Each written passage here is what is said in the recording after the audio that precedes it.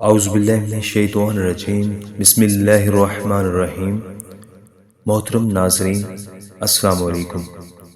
ناظرین، نیا سال آ گیا، لوگ خوشیاں منا رہے ہیں، مبارکباد دے رہے ہیں اور نئی امیدیں باندھ رہے ہیں، مگر ذرا رک کر سوچئے، ہر نیا سال ہمیں ایک سوال دیتا ہے کہ پچھلا سال ہم کہاں گزارائے، ہم نے کتنی نمازیں قضا کی، کتنے وعدے اللہ سے توڑے، کتنے دل دکھائے اور کتنی بار توبہ کو ٹالتے رہے۔ نیا سال خوشی کے ساتھ ساتھ حساب کا بھی پیغام لے کر آتا ہے۔ اللہ تعالیٰ قرآن میں فرماتا ہے، اے ایمان والو، اللہ سے ڈرو۔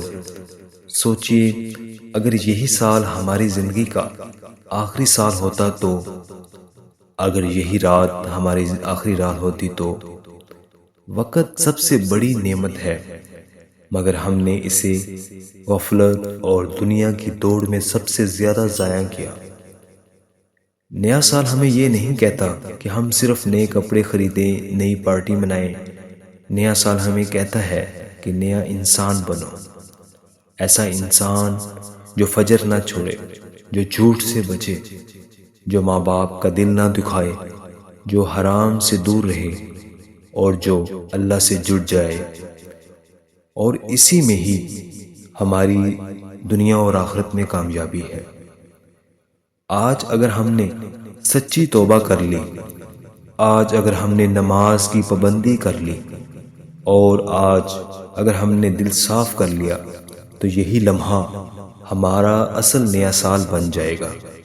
تو آئیے اب اللہ سے وعدے کریں کہ ہم نماز کی پابندی کریں گے، روزانہ قرآن پاک کی تلاوت کریں گے، تمام چھوٹے اور بڑے گناہوں سے دور رہیں گے، صدقہ خیرات کریں گے، رمضان المبارک میں تمام روزے رکھیں گے، اور جتنے بھی سابقہ گناہ ہوئے ہم سے، اپنے سچے دل سے اپنے گناہوں کی توبہ کرتے ہیں اللہ پاک سے، اور آخر میں اللہ پاک سے یہی دعا ہے کہ یہ سال ہمارے لیے برکتوں والا، رحمتوں والا، خوشیوں بھرا اور ہماری زندگی میں کامیابیاں لائے، اور جتنے بھی بیمار ہیں اللہ پاک ان کو صحت دے، اور پورے سال میں اللہ پاک ہمیں تمام چھوٹی اور بڑی بیماریوں سے دور رکھے۔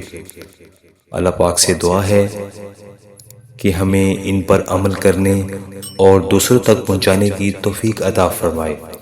آمین یا رب العالمین۔